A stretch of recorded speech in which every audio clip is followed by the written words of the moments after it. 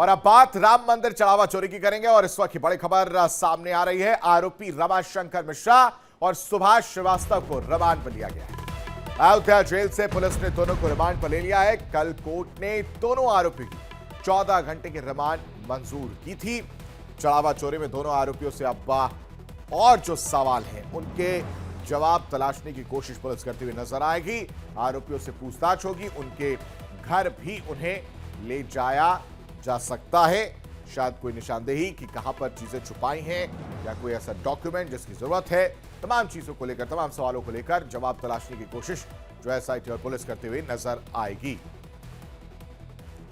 तौर पर ज्यादा जानकारी के साथ संवाददाता अनुज हमारे साथ जुड़े हैं। अनुज, अब कल कोर्ट में पेश किया गया तो करीब 14 घंटे की रिमांड जो है वो मंजूर की गई थी।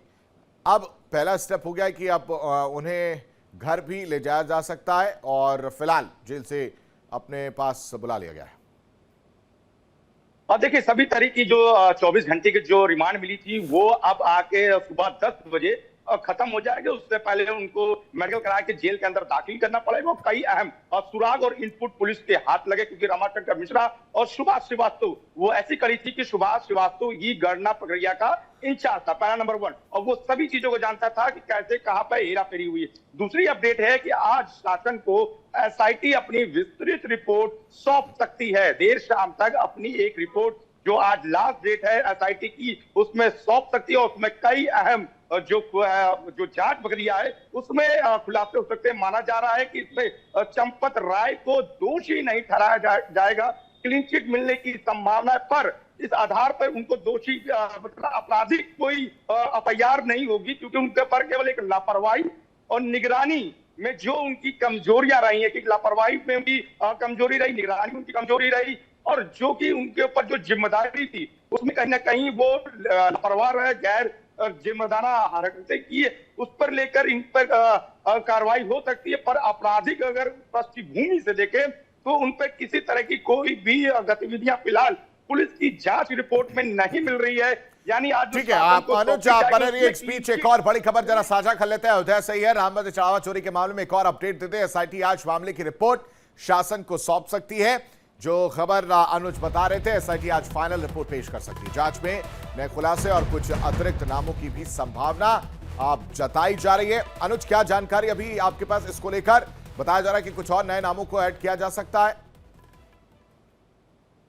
देखिए, पूरी जांच हो चुकी है और फाइनल रिपोर्ट शाम को सौंपी जाएगी। पर सबसे खास जो संशय बना हुआ जो कि चंपत राय के ऊपर किसी तरह की मतलब आपराधिक चीजें नहीं नजर आई है, केवल लापरवाही और निगरानी में कमजोरी। अनिल मिश्रा पे सबसे बड़ा देखा गया है कि अनिल मिश्रा की ही उसमें रोल देखा जा रहा है कि अनिल मिश्रा की वजह से इतनी चोरी हुई और उसमें जो कि लोगों की भर्ती करना और वहां पे निगरानी तंत्र को कमजोर करना और जो गणना प्रक्रिया है उसको प्रभावित करना, ये अनिल मिश्रा की सबसे ज्यादा उसमें जिम्मेदारी तय की गई है। क्योंकि अनिल मिश्रा की भर्ती प्रक्रिया में उसका हस्तक्षेप था और दखल था, और जो आउटसोर्सिंग जो प्रक्रिया हुई थी उन बैंक कर्मियों के अधिकार पे भी कार्रवाई हो रही है। और प्लस जो एसओपी जो कि साइन हुए थे ट्रस्ट एंड एसबीआई के तौर पे, इसमें जो लोग थे यहाँ पे कमजोरी रखी गई, जिस चीज की लापरवाही। वापस लौटते हैं, एक और बड़ी खबर जरा दर्शकों से साझा कर ले। चढ़ावा चोरी के आरोपी लवकुश पर भी शिकंजा कसने की तैयारी जो है वो देखने को मिल रही है।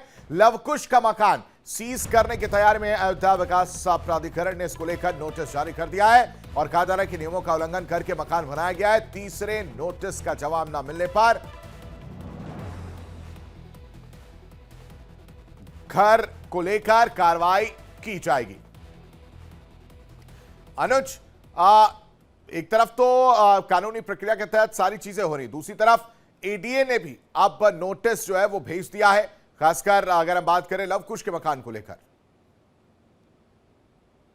अब बिल्कुल आज ही इनकी सुनवाई की लास्ट डेट है। अगर अब तक कोई भी संतुष्टजनक दस्तावेज अगर लवकुश मिश्रा की पत्नी सुप्रिया मिश्रा प्रस्तुत नहीं कर पाती है तो ये जो निर्माणाधीन जो बिल्डिंग साफ तौर पर दिख रही है जिसपे नोटिस छपता है, इस पर सीलिंग की कार्रवाई होगी और जो कि अयोध्या विकास प्राधिकरण की जो भी और भी लीगल प्रोसीडिंग है वो यहाँ देखने को मिलेगी। तो आज सबसे बड़ी जो खतरे की घंटी है नौकुर मिश्रा की, वो ये है कि जो निर्माणाधीन जो ये इमारत है, जो चोरी से बताई जा रही है, इसको बनाया गया और जो ये बिल्डिंग है उनकी पत्नी के नाम पर है, और आज कार्रवाई की जाएगी और सुनवाई होगी, जिसके बाद से इस पर सीलिंग की कार्रवाई बड़े स्तर पर आप देखा जा रहा है कि जो भी कड़ावा चोरी के आरोपियों ने जिस तरह से चोरी करके उसे संपत्तियों की खास तौर पर खरीद फरोख्त की गई है, और कहीं पैसों को शेयर मार्केट में लगाया गया है, कहीं किसी ने कार ली, जमीन ली या मकान बनाया। तो जहां जहां ये चीजें हुई हैं, अब पुलिस उस चीजों पर लेकर संपत्तियों पे अपना हथौड़ा चलाने जा रही है, और लेकर कोई भी अगर सही से दस्तावेज नहीं प्रस्तुत कर पाते हैं तो यानी एक बड़ी कार्रवाई के तौर पे देखा जा सकता है। आशीष, ठीक है, बहुत शुक्रिया अनुज तमाम जानकारी देने के लिए। और यह वक्त है बहुत छोटे से ब्रेक का, फौरन हाजिर होता है।